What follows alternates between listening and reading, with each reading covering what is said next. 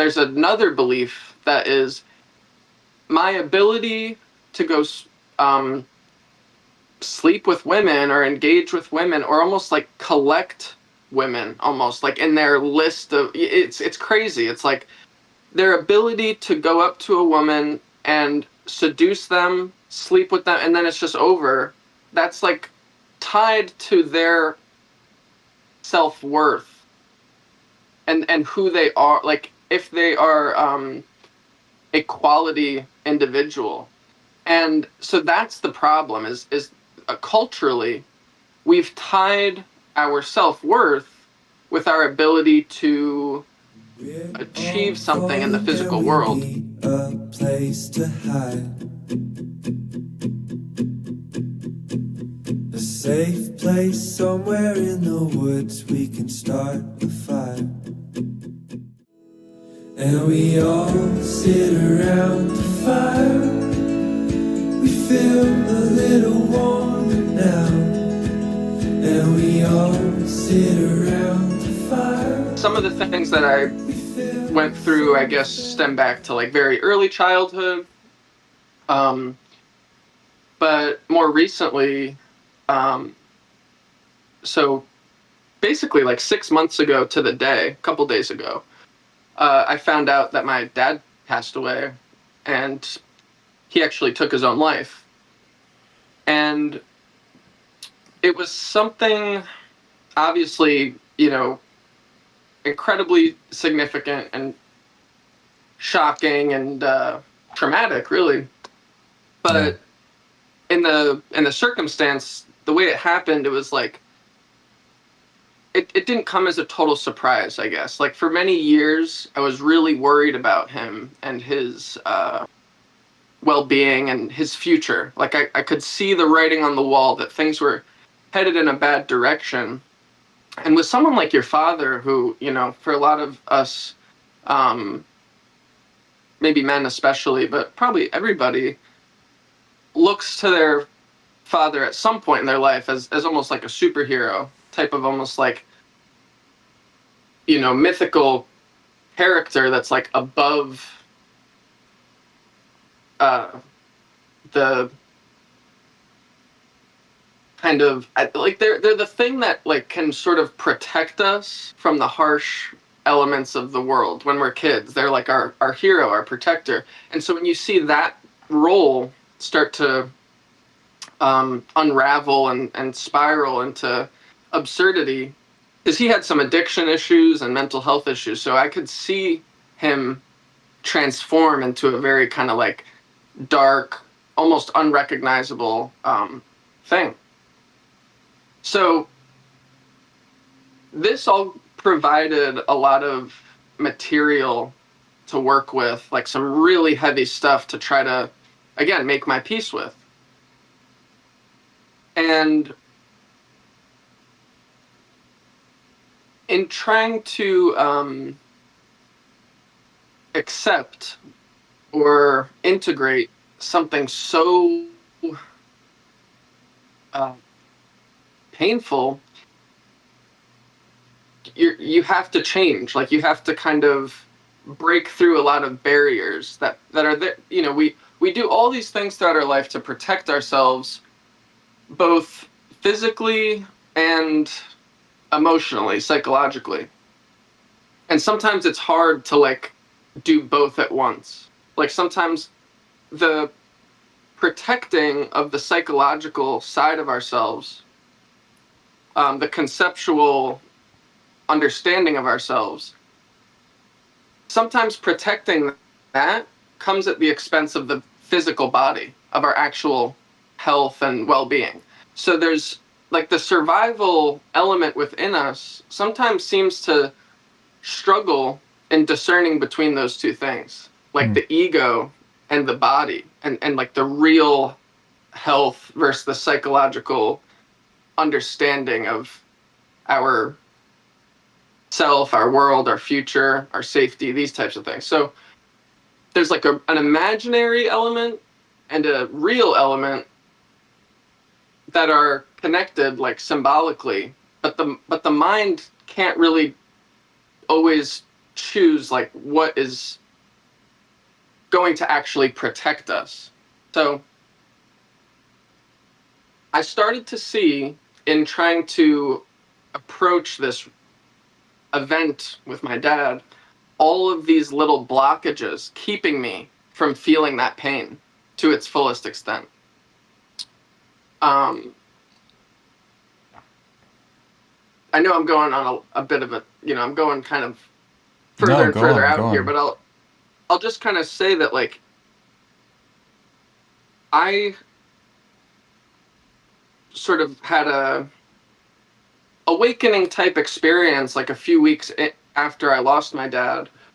Um, and on this type of path, like, we have lots of these experiences, and sometimes with this big enlightenment word around, when we have these like profound experiences, like we compare it to that, like, oh, is this it? Is this enlightenment?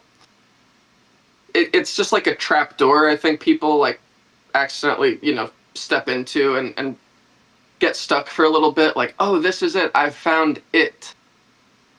And we go through many iterations of that. Like, oh, this is it. No, this is it. No, okay. So I'm kind of at one of those places now in my life where, like, I've peeled back a layer of the veil, and I'm seeing a new element to my human experience. It was the mending of the connection between the mind and the body, or the head and the heart.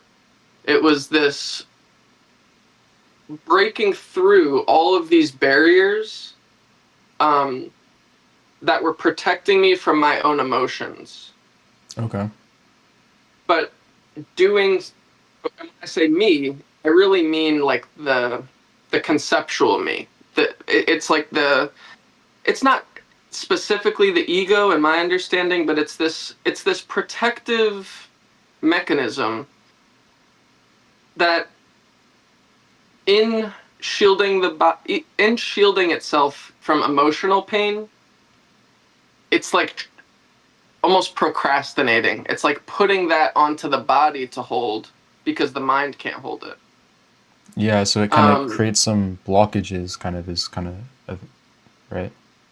yeah, yeah. It's like the thing that Vipassana talks about: the clinging and averting, attaching and resisting. That's the mechanism I'm talking about. And when you're in Vipassana and you're in a state of meditation where you can settle that mechanism, and the response, the reactions to your uh, state of mind. So, like, let's say you have a painful memory arise. That memory holds with it the reaction of the clinging or the averting. And in this meditative state, the memory arises, but the reaction doesn't happen because you're aware enough to see it. So you're like, oh, okay, here before, whenever this has come up, I've kind of like clung onto this version of the story, or I've averted from this aspect of what happened, which is a very subjective thing. Like, I screwed up, or I wasn't good enough, or um, that person uh, wronged me in some way, and so the reaction to that is like a protective but also like avoidant one that dissociates us from our direct experience. Mm. So Mm. there's the direct experience, and then there's like the attaching or resisting to aspects of it, and it's just purely dissociating and kind of trimming down what has really happened to the body and like what we've really experienced, um, into a way that we can bear more easily. When you have something like death of a loved one, or maybe a near-death experience, something really significant,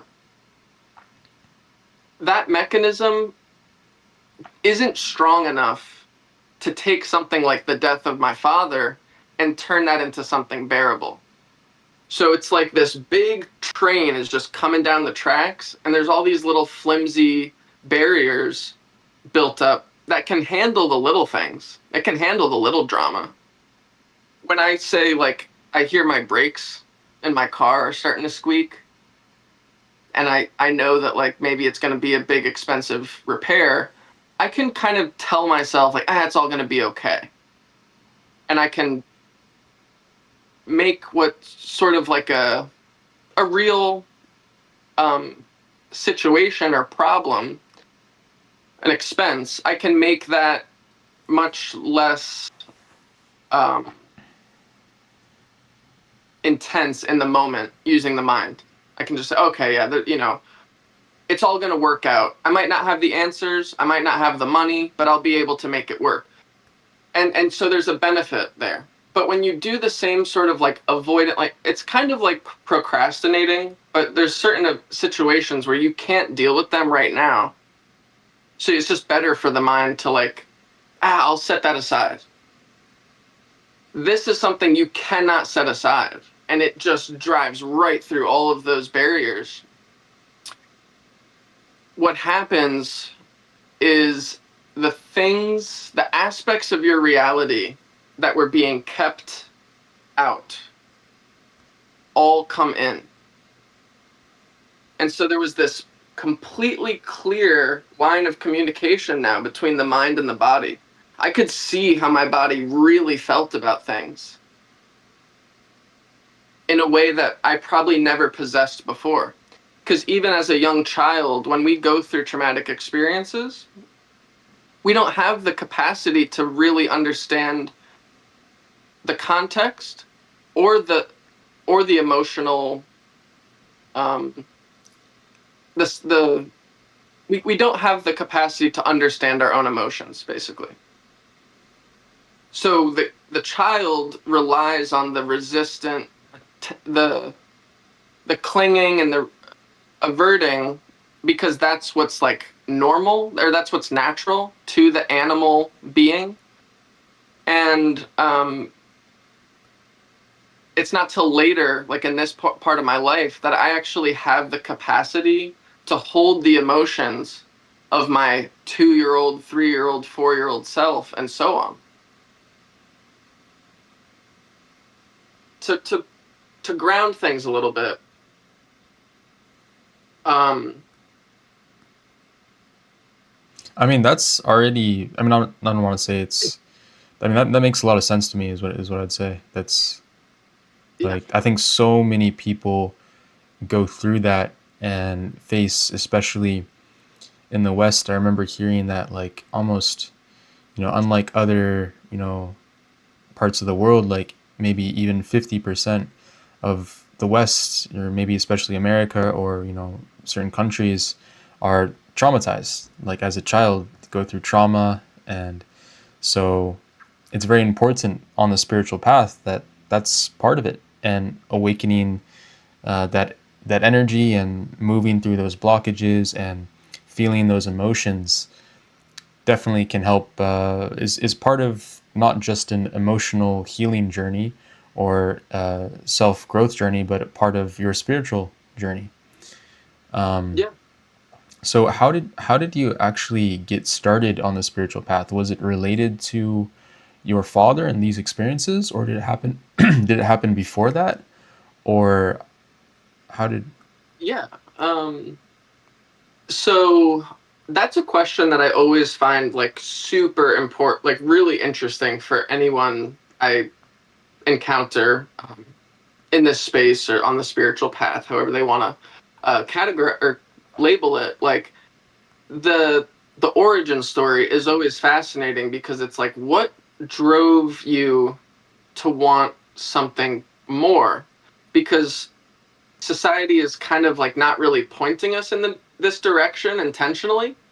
If anything, it seems to be pointing, if society had full control over me. I sense it wouldn't want me to touch the spiritual space at all, Mm. but rather just be another brick in the wall of their their system.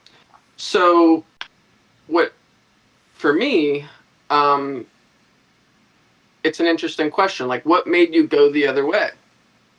And for me, I don't know exactly what that was, but when I'm someone who has a really strong memory of my childhood. And most people like give me a like weird look when I tell them this, but I actually have memories of me being in the crib, which is shocking to a lot of people. Like I tell this to my therapist. Or I don't. I used to have a therapist, and I'd tell these memories that were coming up, and they'd be like, I could see she was skeptical. Like there's, But anyway, um, I was very aware at a young age of the turmoil between my parents. There was a divorce happening around the age of like between 3, 4, and 5. The relationship started to fall apart, and I could see the stress within each of my parents, like the emotional unrest. And as like a 4-year-old, I was trying to console them actually. I would be telling them like stop fighting guys. Like I would try to kind of mediate their arguments, and when I would engage with them as a young child, they would point to each other and they'd be like, look what you're doing. You're, making this making him upset, or you're scaring him. My parents would say this to each other, like, look, because the argument would get to a certain level, they would see a reaction in me, and their response was to move away from me, to go to the other room. So now I could still hear them fighting, but now I was alone. And so there was this confusion of like, what do I do? Like, what do I do here? Do I, for one, like, am I the cause of this arguing? Because each time, or not the cause, but like, am I part of, so what I internalized was like, each time I show a reaction to their arguing, they leave. So Mm. I should try to not show my emotions. I should try to put on a brave face, and that way they won't respond to me that way. They won't feel like they have to change their behavior because of me. Um, and so, when my mom finally told me that she was going to divorce my dad, it's crazy. This is what she's told me. She said, and I remember this. I asked her, do you feel like you want to cry? And she said, no, I'm okay, but do you? And I said, no. But of course I was afraid and shocked, and I didn't know what it meant. So to answer your question, from a very young age, there was like this, like, there, I, I had a deep confusion about how I should be in the world. I felt I should be different. Like I felt I should not just act freely. Rather, there's consequences to my actions. So I should try to be different. I And not to yeah, belittle your experience, but because everybody's experience is the most valuable thing. You know, we're all portions of the Creator, and the Creator exists within us, and our life experience is so valuable.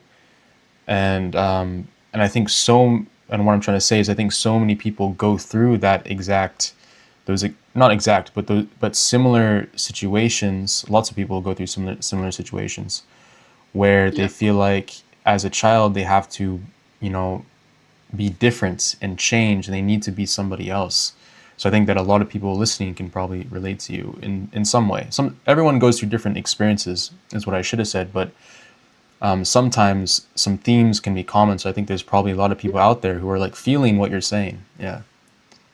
for sure. Like, although the duration of our childhood circumstances could be like infinitely different, um, the implications of those experiences are probably very common. Like feeling like, okay, I should conceal my natural way of being because the stakes are high. There's big consequences potentially.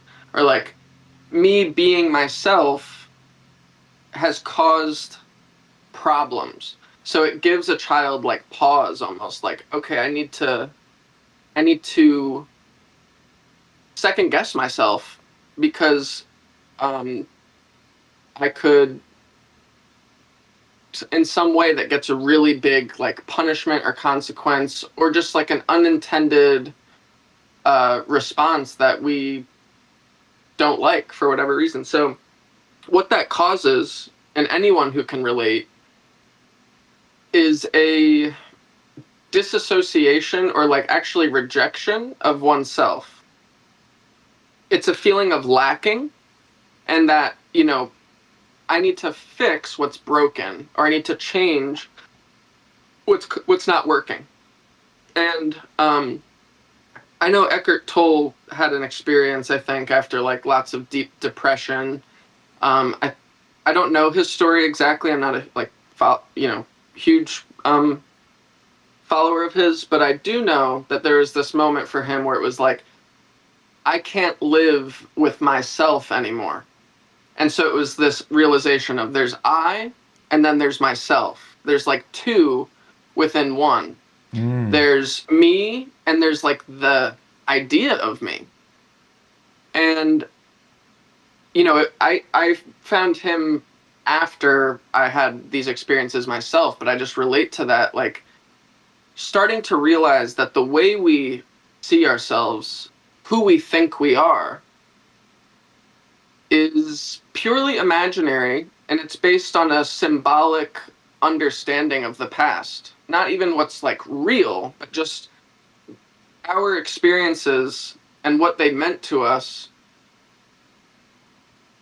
or what they, mean for us in the world. Like there's a lot of mistakes made when we draw conclusions about our childhood experiences.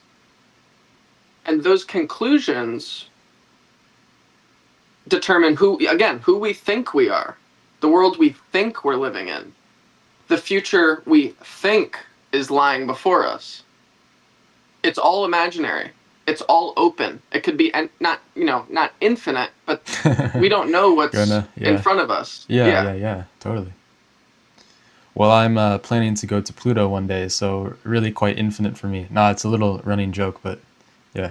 Well, when I say the infinite, it is infinite, but it's almost you could look at it like a chessboard, where like the the types of chess games that are played, I think is probably almost infinite, but the pieces have a determined ability. And so like It's like there's a infinite yeah. possibilities within a closed system. Yeah. Yep. Um So, yeah. um, so what do you think prevents people from getting into spirituality or maybe, understanding consciousness, God? Do you think like perhaps sometimes these traumas can kind of prevent us? Sometimes they lead us into this. Sometimes maybe they can also prevent us from ever discovering this and kind of lead us down a darker path. So, like, Yeah. what do you think prevents people from becoming spiritual? Do you think, yeah, I'm I'm going to start with an analogy and you might have to like steer me back on track a little bit, but I'm going to start with an analogy. So you get knocked off of a cruise ship or a fishing boat, or you're on a ship and you get knocked into the ocean in the middle of the night, and the waves are rough, and you're just getting tossed around and you're getting crushed and thrown underwater and you're coming back up gasping for air, and you're like, I have no ground to stand on. I'm treading water for my life and I'm desperately afraid. So this is where you are. And then you kind of see a light, you see a little flash of something in somewhat like where you are, and you swim desperately over to this light, and you find it's one of these like buoys. Like it's one of these floating, I forget what they're called, but it's like a buoy basically. Hopefully And not so the you light of cling God. onto this. What's that? Hopefully not the light of God. Hopefully not the other light that you're seeing in the. Oh, sure, you're right, you're Yeah, right. yeah, Yeah, it's not. Yes, exactly. So it's not the light at the. It's not the you know um light at the end of the tunnel being death, yeah. or the passageway to the next wherever we go, um, but rather it's something to hold on to. And when we grab onto this buoy, there's a relief of like, oh, thank God, like I'm not going to drown, at least not right now. There's a whew. Now you're still in the ocean, you're still in the dark, and no one really knows where you are or that you're out there. So you, by no way are you in the clear or are you safe. But that little sense of relief is so um, relieving that you cling on, and you're almost thinking to yourself like, I never want to go back to where I just was. And sometimes we think like, I am never ever going to let go of this.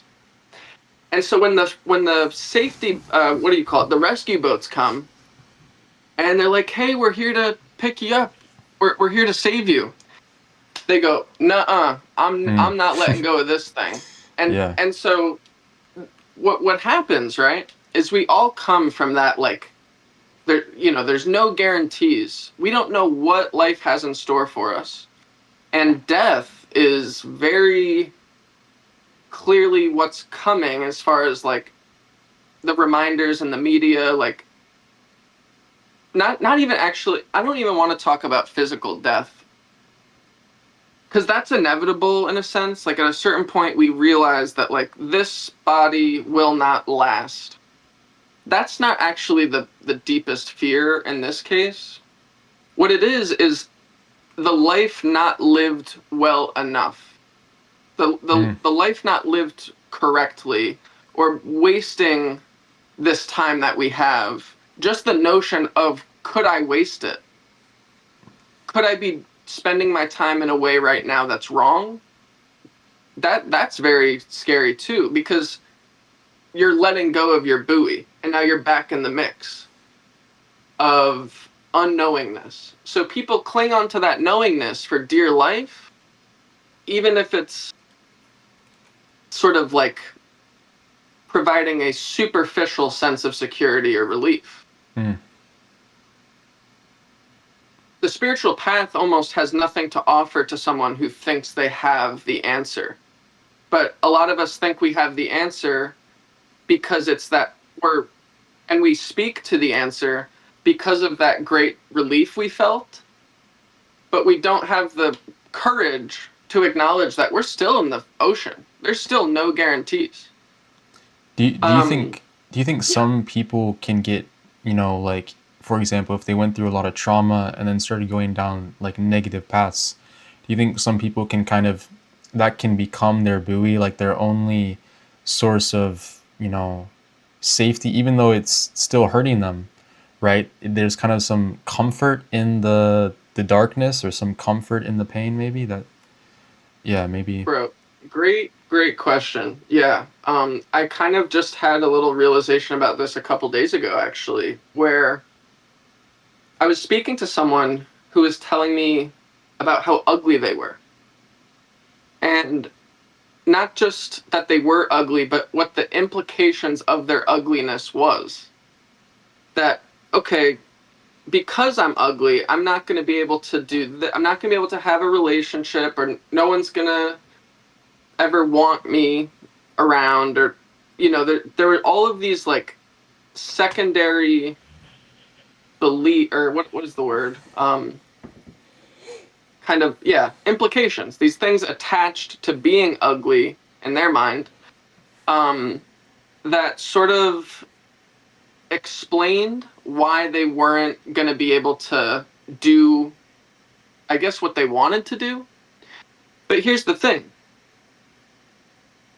there is their ugliness story, which was so silly, ridiculous. Like, I'm in a relationship with my girlfriend of 7 years.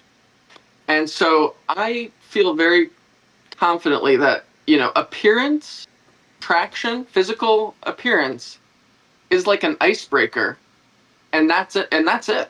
Mm, It's an icebreaker. It's the thing that like draws us to each other.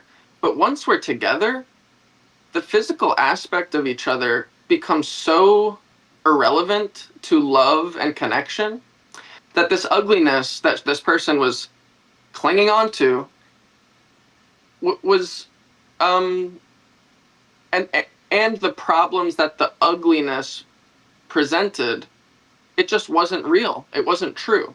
So to your point, and this is what I kind of told them, I encouraged them to just entertain this, that there's a fear around actually pursuing all of the things that they say their ugliness prevented them from doing. mm, So by saying, "Oh, I'm ugly," and that makes it so I can't even engage in those spaces, it's like you're actually using your ugliness, your self-described ugliness, as a permission slip to never go do any of those things that you're claiming you can't do. So right, it's right. this, yeah, like you're using it as a justification to never face your fears, to just stay in your little comfort zone. The comfort zone is where the soul goes to die, basically. It's like, yeah, I'm just going to stay in my little shell and never ever come out because it's dangerous out there. And you just rot away until you're not that you ruin your potential in the comfort zone, or you stunt it, you prevent it from growing. So um yeah, I think that kind of, yeah, So, what do you think about this whole? This is a little bit, you know, spiritually adjacent, I would say. But what do you think about this whole clavicular? Have you heard of this guy at all? I've heard of him. Like I kind of, well, yeah. I think I might know enough about him to probably have some opinions. Yeah. Yeah. So there's this whole Looksmaxxing trend, and it seems very superficial and, you know, um, a little bit maybe even sad because you kind of get trapped in that first level base existence where there's so many more beautiful, the beautiful, the abstract, the all these, higher levels of human experience, beyond just lust and, physicality. We have, there's emotion, there's love, there's joy, there's bliss, there's life. And when you're just, stuck in this, world of wanting to go out at nights all the time and have sex with girls and, just overly obsessed about your physical appearance, it's really all kind of connected to that materialistic worldview, because that becomes kind of like that buoy that you cling on to, those base pleasures, which oftentimes can, be very temporary reprieves from our suffering, but they actually lead us into more and more suffering. So, what do you think about looks maxing? Do you think that what girls care about is physical appearance above all else? That's kind of his main philosophy that Yeah. he's kind of brought about. And what do you think, or what do you maybe some thoughts in general on that? What do Yeah. you? Well, yeah. No, I think all of that was like really well said because, um, yeah, there's sort of a. I'm trying to think like what angle to approach it with because the looks maxing. It's funny like how it's also coming from that place of lacking in oneself. It's I need to maximize or optimize, really just improve or change an element of myself that is not good enough. And once I've fixed this thing, once I've maximized my looks, it will allow me to achieve something that in my current state I can't. That's which does that is that fair to say as far as Yeah, yeah. like, why would someone engage in looks maxing if they thought they already could achieve the thing that the looks will grant them? What do we think the looks grants us? Well, it seems like it's kind of like you said, a material or sensual pleasure, lust based um, activity, sort of, that the looks will allow us to do more effectively. Like if we look better, then when we go out to these clubs and we engage with women or whoever, we're going to have an easier time doing it. And now here's the really important part. The only reason we want to go down that road is because there's another belief that is my ability to go um, sleep with women or engage with women or almost like collect women, almost like in their list of, it's crazy. It's like their ability to go up to a woman and seduce them, sleep with them, and then it's just over. That's like tied to their self-worth and who they are, like if they are a quality individual. And so that's the problem is culturally we've tied our self-worth with our ability to achieve something in the physical world. In Clavicular's world, that's like the lustful, like kind of just this very like nasty um mindset. I saw a video where he kind of went up to a girl and was like, "Hey, you want to just like go upstairs and have sex? Like we could do it right now, and it'd be fun." Like, and she was like, "Wow, you're crazy! Like you're so bold, and I can't believe you're actually just saying this to me." And some people would have been like, "Wow, yeah, this guy's like so imagine having the confidence to just go up to someone and do that." But to me, what I saw was him going up to someone and being like, "Hey, like I'm really horny. Like, do you want to like jerk me off in the closet real quick?" Sorry, hopefully this isn't too like vulgar for your channel or anything. But yeah, it's like, "Hey, you want to go like help me get my like lust problem solved for a second, and then we can like come back out to this party." It's like, bro, what? Like, get your shit together. Like, why are you being so you know led by your uh yeah, your horniness or whatever you want Baser to call it. instincts. Yeah, yeah, yeah. I feel like today lots of the times men will kind of point fingers at women and say, "Oh, they're all, so promiscuous and like, they're all hoes or 304s, I should say, and they're all doing all this bad stuff."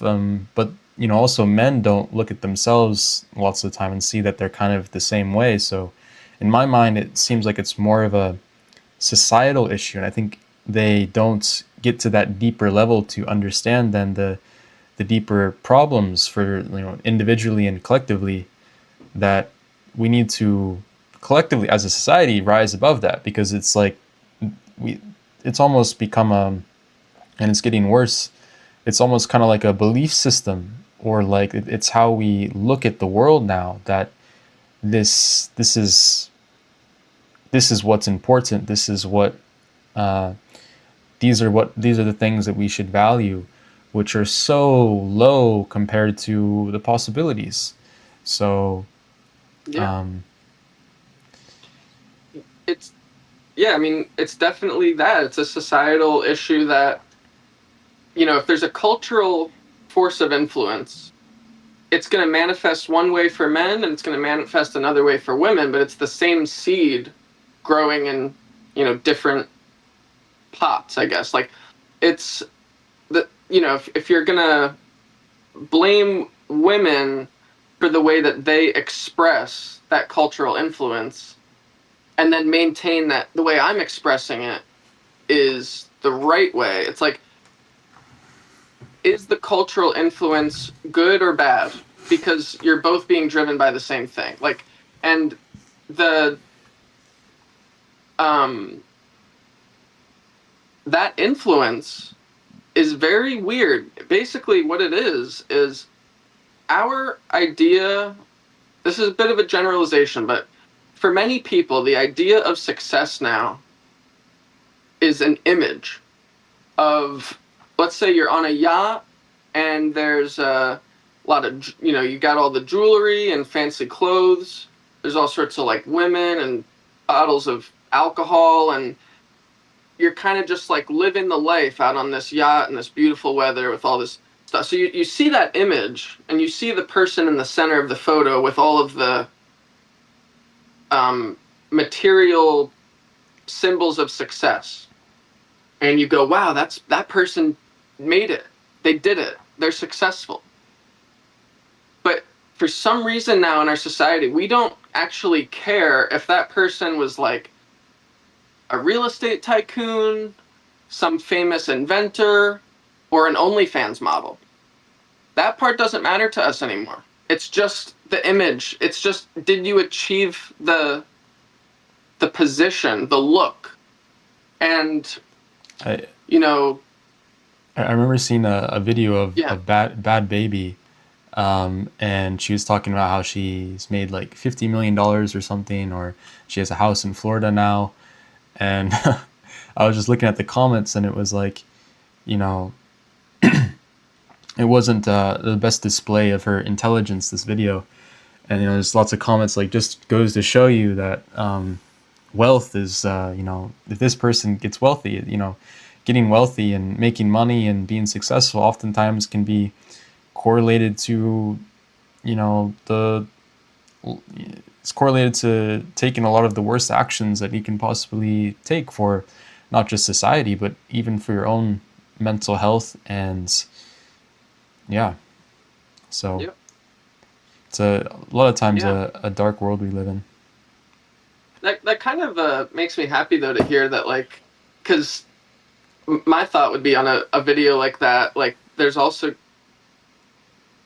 a population of people who think like, yeah, you guys can criticize her intelligence, but like, look, she's got money, so what can you say? Like, she's actually out here being successful, so how can you criticize her mental? It's like, or her sense of reality. It's like, who cares? She's got the car, she's got the money, like, and there's that side of people who, that person is going to have to undergo a huge paradigm shift to have any interest in the spiritual space. Or even if they're in the spiritual space, they won't actually be in it. They won't actually be participating in it until that mentality changes. So the culture is projecting a superficial understanding of success, and spirituality is like just not giving that any, not placing any value on that. There's a trap for people in the spiritual space who are in it.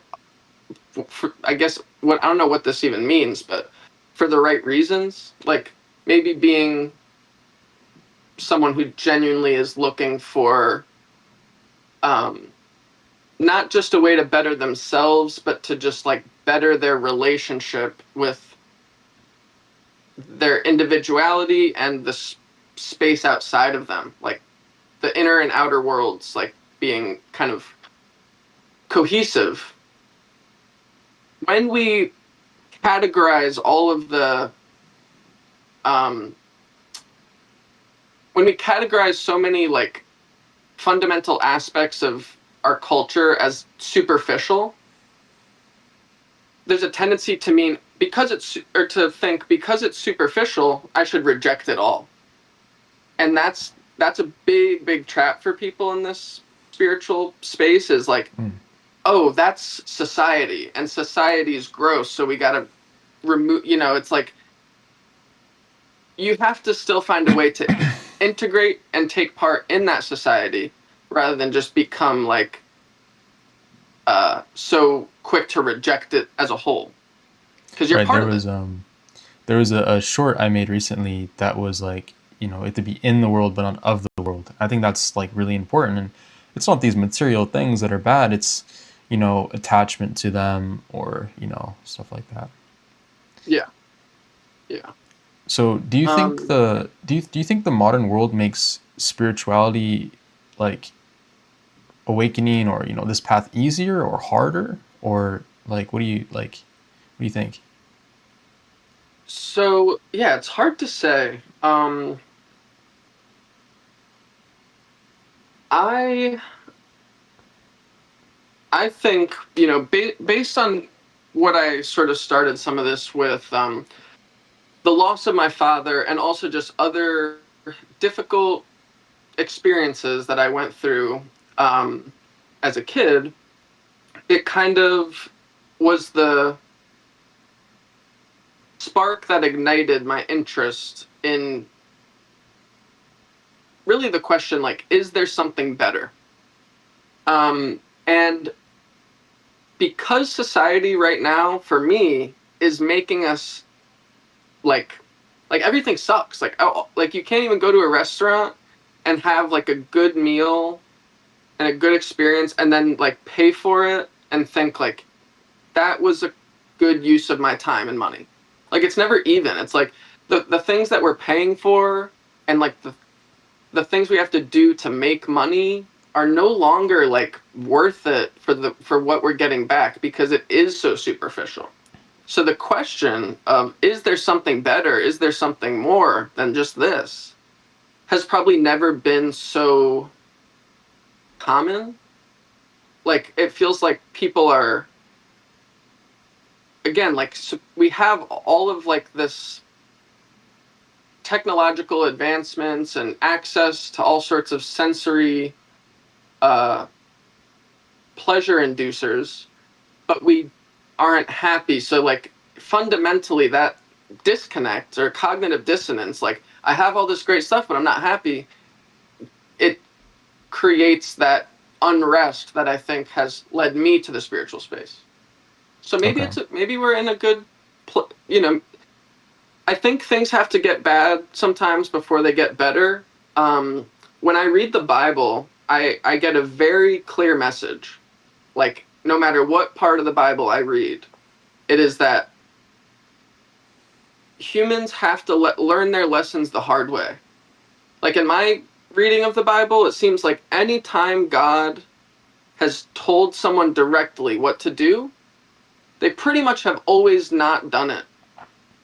Like starting with Eve, like Mm. eating that apple. And there's so many examples of like, hey, I'm God coming down to give you the exact blueprint for what you need to do. And they never follow it. But then there's a healing and like kind of coming back from the mistake because it's like, say, I'm wrap it up by saying this like, say God transfers to Adam and Eve the intellectual understanding or not even just like the direct like boundaries. Here's what you got to do. But because they don't understand why, they'll always end up crossing those boundaries because they don't understand like the stakes involved. Mm.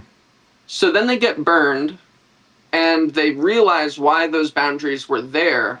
And so now that intellectual grasping of the directions becomes an experiential grasping of it. Like, oh, now I have lived the truth of why that direction was given to me, and now I can follow it fully, rather than before I was just sort of like trying to manually like control myself, oh, direct myself away from something I was drawn to. Now I'm no longer drawn to that thing because I understand it's bad from experience. So like maybe society is going to show us all what we're doing wrong or like what misunderstandings we have about how the human should live and we will adjust Mm. Yeah. perhaps. Yeah, you could definitely be right, and I hope I hope that's where we're moving towards. Um, do you think that everybody can be spiritual? Hmm. I guess I also mean, I guess also like yeah. kind of part of that question is there's lots of people who are in poverty, or it's a lot harder for people to access spirituality, or they're kind of stuck in life situations. So It's almost it's bizarre um, to think of it this way, because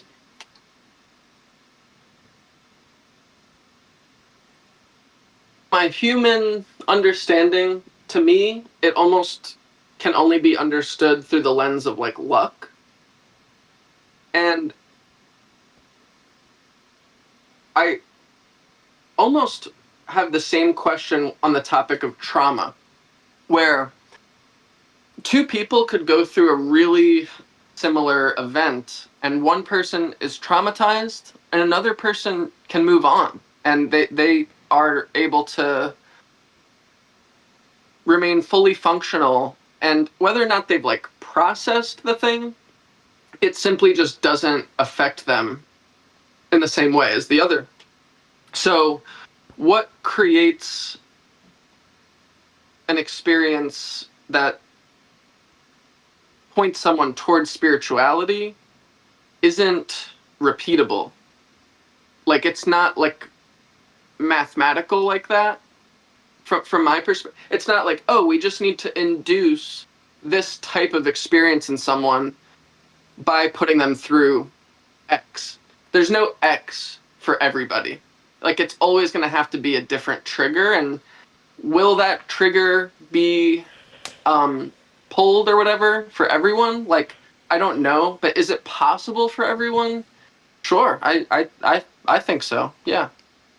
Um, but there's something in the way for all of us. hmm. I want to add, because we kind of touched on like the clavicular thing, and I don't know if this will be like popular amongst your viewers, but I've seen some things on the topic of semen retention. And I wonder, like, with like the benefits, let's say, let me ask you this actually. Do you think with the semen retention endeavor, and people in that community, because maybe I'm a little bit ignorant to what the philosophy is, like, would those individuals remain, what's the word? I guess celibate, like if they were in relationships? Or is the semen retention oriented towards, in some way, preparing yourself for uh, a woman? Like, I wonder, like, the idea of, because I'm in a relationship, I'm intimate with my girlfriend. Semen retention would be kind of like not, it'd be a big adjustment to my lifestyle being in a relationship.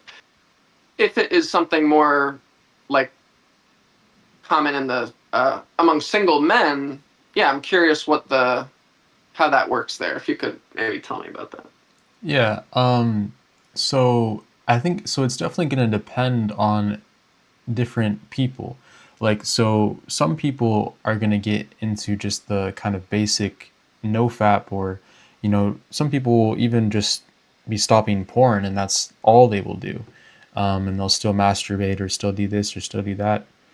For me personally, I, you know, I want to discipline myself, hopefully even to one day, to the extent that I would actually like a relationship, but I would want to maintain the sexual activities activities only for uh, the purpose of reproducing, which is really unusual. Some people will do semen retention and it'll be mean only no masturbation, and they'll still have sex with girls. Some people will do Mhm. semen retention, and it will mean that they'll might have sex but they won't ejaculate. So I think in the East, there's this word brahmacharya, and so sometimes the idea is that it's about like the correct use of energy, and Mm. obviously your sexual energy is one of the hardest things to try and discipline. So it's not like I'm not really saying, oh yeah, I'm gonna go and find some girl and only have sex with her for reproduction lightly, because I'm not saying that like I'm gonna be so successful in that or that's necessarily easy. But I would Yeah. say that for me personally, that's kind of a an ideal, and I don't necessarily even I don't definitely don't think that that should be an ideal for everybody. But for me, like I like the idea of just having that love aspect, and maybe making out with my girl a lot and like being with her and doing all that kind of stuff. But maybe kind of abstaining from taking it much further and letting that energy uh, be utilized for other purposes. Yeah. Um, yeah, and I have also, for the viewers who are watching, maybe for you as well, I do have one video that's really good on my main channel about semen retention, the kind of some scientific evidence about how there can be definitely some benefits to it. So I think it depends for everybody, and there's everybody kind of has their own version of it, different perspectives on it, and yeah. Does that Well, answer? no, yeah, it was, yeah, I appreciate you going into that. I was kind of, yeah, shifted my perspective on it a little bit. And so and I can appreciate everyone's like individual relationship with um, how they want to live. And it's not like one person should, uh, project their method onto somebody else. Um, the reason I mentioned it, I guess, was because sometimes I could imagine it comes from like a similar um it probably presents a little trap for some people psychologically, where we go into certain um it could be like a diet. It could be like, I'm going to just go do keto for a while, and the idea is that like it will alter some aspect of myself that will make me better and more able to like achieve some other thing. So it's like it's a means to an end. It has the potential to be, but it doesn't sound like that the way you describe it. So that's why I appreciate you sharing. And like it's more like a yeah, an ideal that you're upholding rather than like this thing that you're using to get something else. And so spirituality can be that's kind of the thing I was like use trying to use it as like an analogy for in some cases. It can just be like this thing that people use to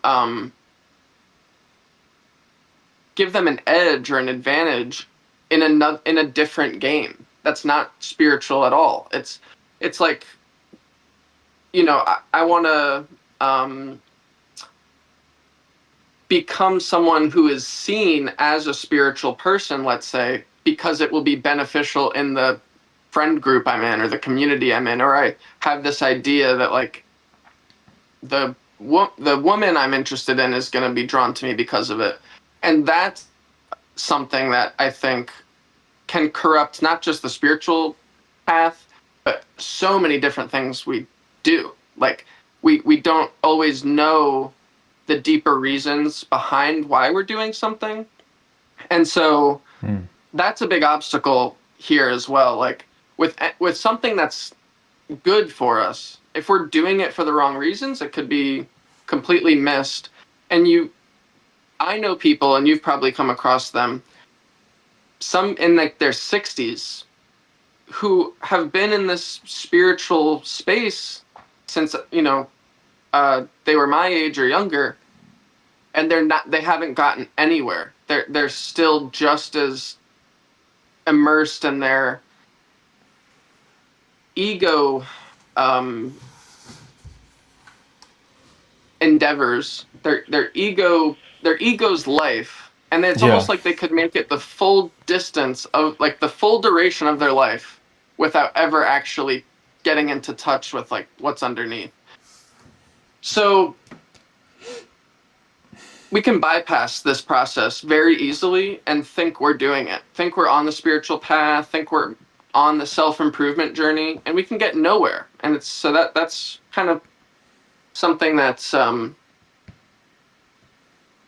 problematic when you enter this space out of dissatisfaction, Hmm. which is what Yeah. I'm saying could increase, like, the society is going to create this fundamental unrest within us based on how it is right now, being so superficial. We're going to want something more. But once we've found, if we can convince ourselves though that we found it, we, which we'll always be trying to do, the body and the mind, we want some stability. We're desperate. So it's like we have to be aware of that in this space, because anything we do, semen retention, a diet, um, they can all be just used to, like, uh, yeah, improve our sense of ourselves rather than actually improve ourselves. So Hmm. Yeah, I think there's kind of two paths, right, on the spiritual or just in general, where you are improving yourself out of a sense of lack, where you're doing all these things out of a sense of lack. And there's also the way to move in the world where you are filled from within, and so you do all these things just kind of as an outpouring or as a natural consequence.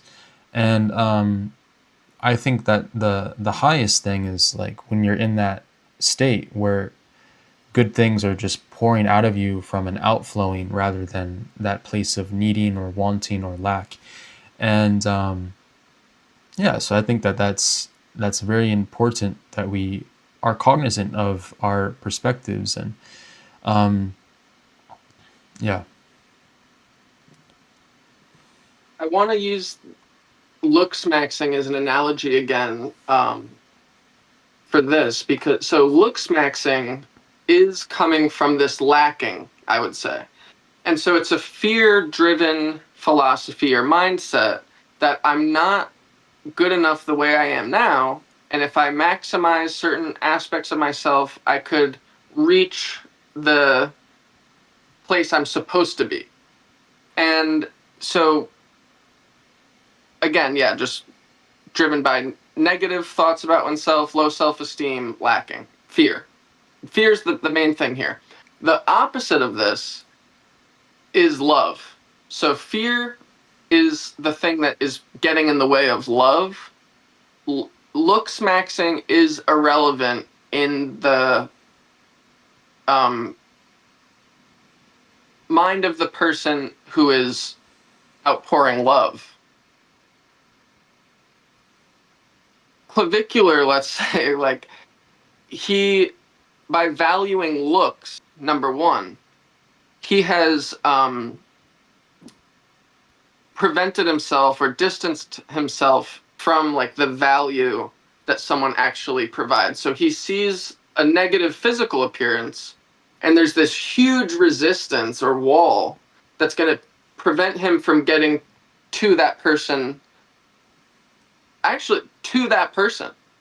He's only going to be spending time with the physical, the characterization of that person based on their appearance, and he'll never get in touch with that real person. So that's a blockage of love. He sees ugliness or unattractiveness as a reason to not love someone.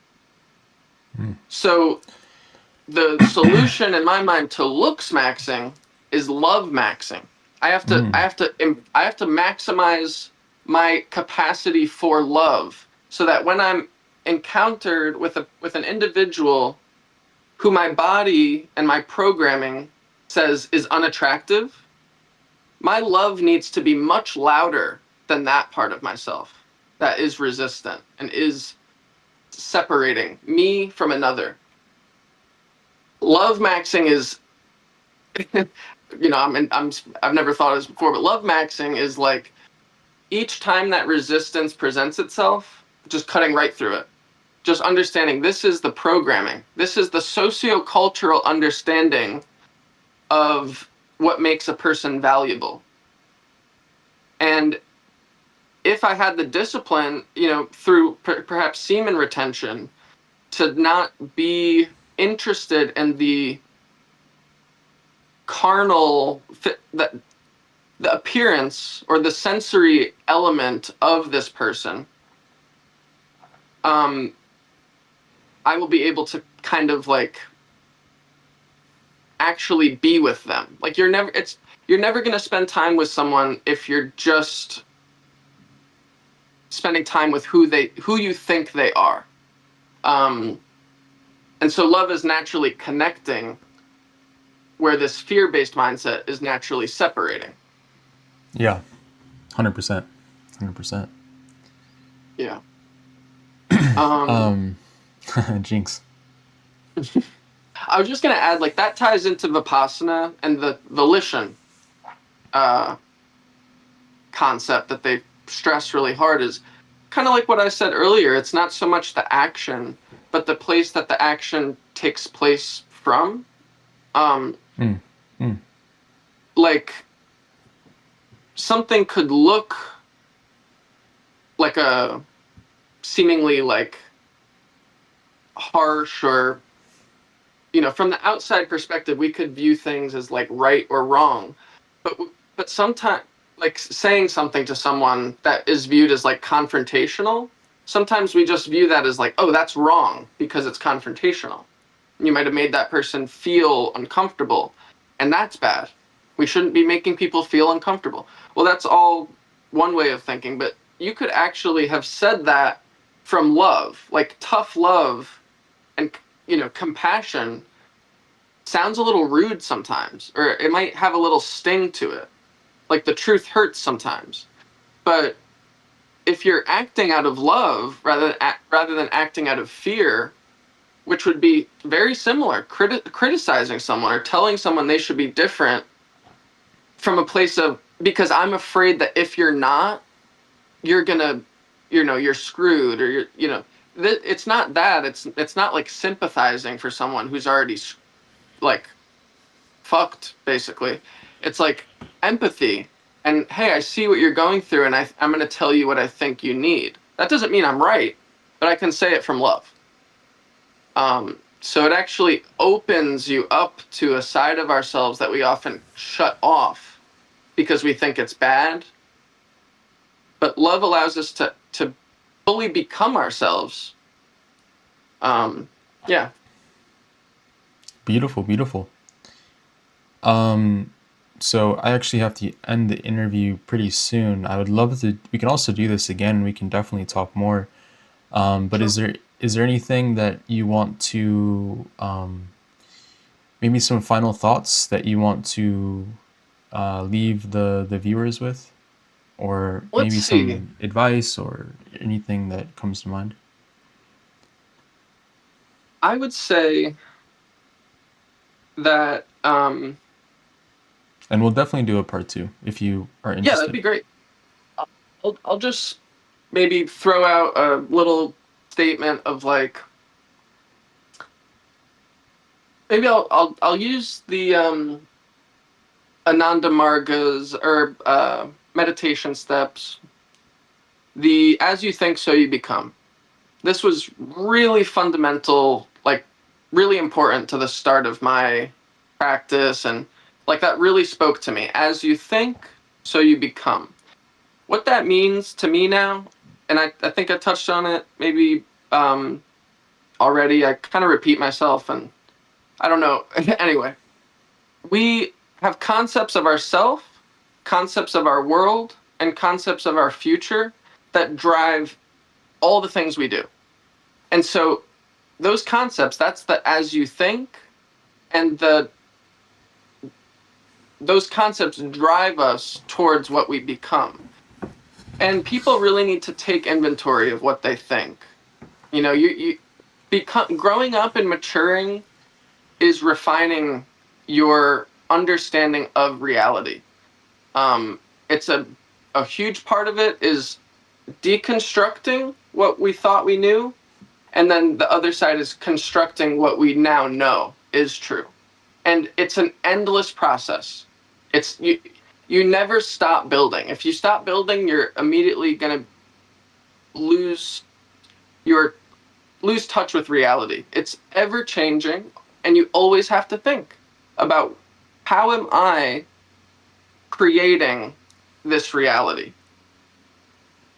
You know, you're generating this through your beliefs. And so just know that. And what are the implications of that?